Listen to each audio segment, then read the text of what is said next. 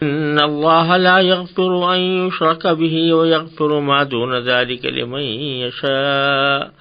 ومن يشرك بالله فقد افترى إثما عظيما ألم تر إلى الذين يزكون أنفسهم بل الله يزكي من يشاء ولا يظلمون فتيلا انظر كيف يفترون على الله الكذب وكفى به إثما مبينا۔ ان آیات کا ترجمہ یہ ہے، بے شک اللہ اس بات کو معاف نہیں کرتا کہ اس کے ساتھ کسی کو شریک ٹھہرایا جائے، اور اس سے کمتر ہر بات کو جس کے لیے چاہتا ہے معاف کر دیتا ہے۔ اور جو شخص اللہ کے ساتھ کسی کو شریک ٹھہراتا ہے وہ ایسا بہتان باندھتا ہے جو بڑا زبردست گناہ ہے۔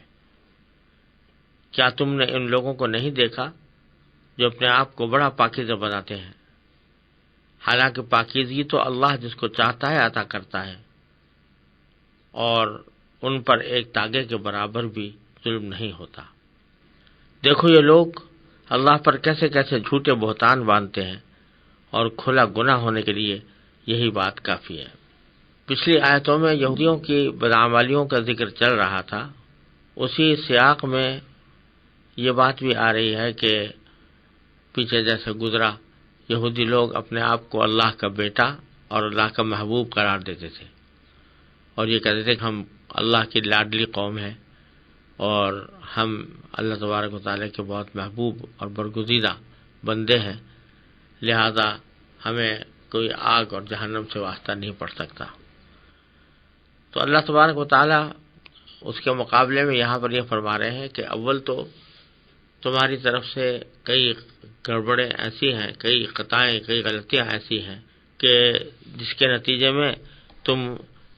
جو اپنے آپ کو بڑا قرار دے رہے ہو یا پاکیزہ قرار دے رہے ہو اس کا کوئی جواز نہیں بنتا۔ پہلی بات تو یہ ہے کہ تمہارے اندر ایک شرک کی بیماری ہے، اور اللہ تبارک و تعالی شرک کی بیماری کو معاف نہیں کرتا، اس سے کمتر بیماریوں کو یا گناہوں کو معاف فرما سکتا ہے۔ یہودیوں کے شرک کے اندر ایک پہلو تو یہ ہے کہ جیسا کہ قرآن کریم نے فرمایا، یہ یہودیوں کے بعد فرقے حضرت عزیر علیہ السلام کو اللہ کا بیٹا قرار دیتے تھے۔ دوسرا ایک شرک کا پہلو یہ تھا کہ ان اپنے آپ کو اللہ کا بہت لاڈلا قرار دینا، اور یہ کہنا کہ ہمیں کوئی عذاب نہیں ہو سکتا کیونکہ ہم اللہ کے محبوب بندے ہیں، یہ ایک طرح سے اللہ تعالی کی خدائی میں اپنے آپ کو کسی درجے میں شریک ٹھہرانے کے مرادف بھی تھا۔ تیسری بات یہ کہ جیسا آگے آنے والا ہے کہ یہ لوگ سحر اور جادو کے اوپر بڑا یقین رکھتے تھے،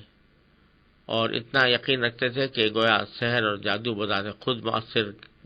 مؤثر چیز ہے، تو اس لحاظ سے بھی کسی بھی چیز کو بذات خود مؤثر سمجھنا بغیر اللہ تبارک و تعالیٰ کی توفیق کے اور اللہ تعالیٰ کی تاثیر پیدا کرنے کے، اس کسی چیز کو براہ راست یہ سمجھنا کہ یہ بذات خود مؤثر ہے، اللہ تعالیٰ کی تاثیر پیدا کرنے کی حاجت اس کو نہیں ہے، یہ بھی ایک شرک کی قسم ہے۔ تو اللہ تبارک و تعالیٰ فرماتے ہیں کہ ان اللہ لا یغفر ان یشرک بہ، بے شک اللہ تعالیٰ اس بات کو معاف نہیں کرتا کہ اس کے ساتھ کسی کو شریک ٹھہرایا جائے۔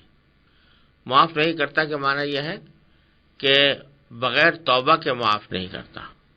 ہاں، اگر کوئی توبہ کر لے شرک سے اور مسلمان ہو جائے تو پھر وہ مشرک ہی نہیں رہا، پھر بے شک اس کی معافی ہو جائے گی، لیکن بغیر توبہ کے معاف نہیں۔ اور اس کے دوسرے معنی یہ ہے، بعض گناہ تو ایسے ہوتے ہیں کہ اللہ تبارک و تعالیٰ آخرت میں ان کی سزا دیں گے، اور سزا دینے کے بعد معاف فرما دیں گے، پھر ایمان کی وجہ سے بندہ پھر دوبارہ جنت میں چلا جائے گا اور جہنم سے اس کو نجات مل جائے گی۔ تو گویا اللہ تبارک و تعالیٰ نے اس کو سزا دینے کے بعد معاف کر دیا۔ لیکن شرک ایسی چیز ہے کہ اگر شرک سے توبہ نہیں کی کسی نے اور اسی حالت میں اس کا انتقال ہو گیا تو اب اللہ تبارک و تعالیٰ جو اس کو سزا دیں گے، سزا دینے کے بعد بھی معافی نہیں ہے۔ جتنا سادہ سزا بھگتتا جائے گا، ساری زندگی اس سزا کے بھگتنے میں گزار دے گا، اور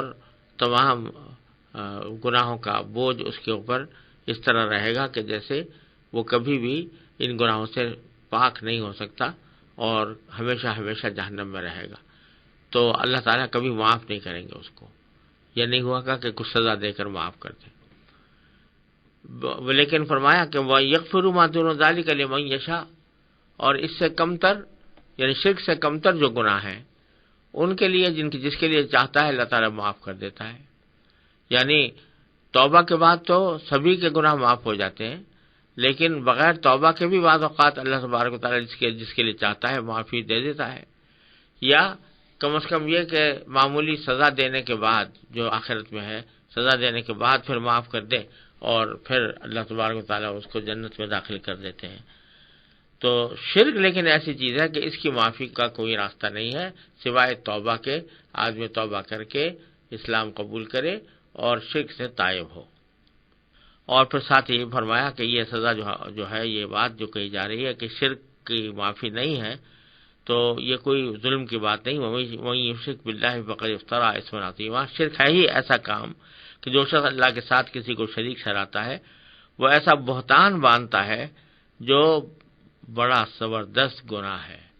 یعنی اللہ کے لیے کوئی شریک ٹھہرانا یہ ایک بہت بڑا بہتان ہے جو اللہ کے اوپر باندھا جا رہا ہے۔ اس واسطے یہ جرم ہی اتنا بڑا ہے کہ اس کی معافی بغیر توبہ کے نہیں ہو سکتی۔ پھر فرمایا کہ الم تر الی الذین یزکون انفسہم، کیا تم نے ان لوگوں کو نہیں دیکھا جو اپنے آپ کو بڑا پاکیزہ بناتے ہیں؟ تزکیہ کے لفظی معنی ہے پاک کرنا، اور اس کے دوسرے معنی یہ ہوتا ہے کہ کوئی شخص اپنی یا کسی کی کوئی تعریف کرے اور اس کو عیب سے پاک بتائے کہ اس میں کوئی خرابی نہیں ہے، اس میں کوئی عیب نہیں ہے۔ تو فرمایا جا رہا ہے کہ ان لوگوں کو ذرا دیکھو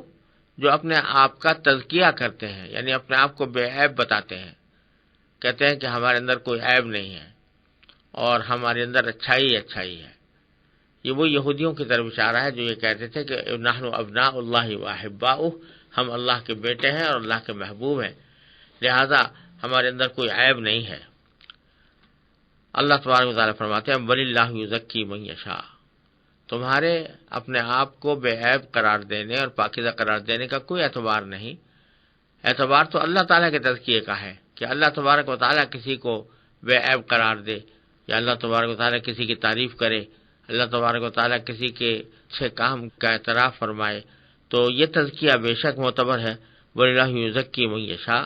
اللہ تبارک و تعالیٰ جس کو چاہتا ہے پاکیزگی عطا کرتا ہے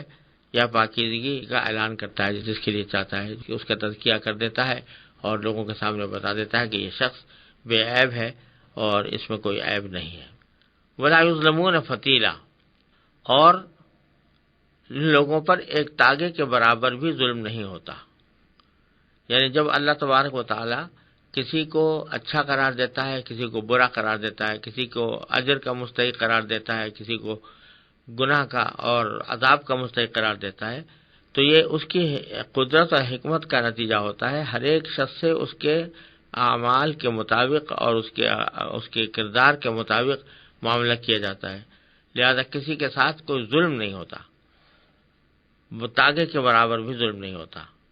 فتیل در حقیقت ایک اس تاگے کو کہتے ہیں جو عام طور سے کھجور کے گٹھلی کے اندر پایا جاتا ہے، تو اس کو فتیل کہا جاتا ہے۔ اور بعض اوقات مطلق دھاگے کو بھی، چونکہ فتیل کے لفظی معنی ہے بٹا ہوا، تو جب دھاگے کو بٹ کر کوئی کپڑے کا اصل بنایا جاتا ہے تو اس کو بھی فتیل کہتے ہیں۔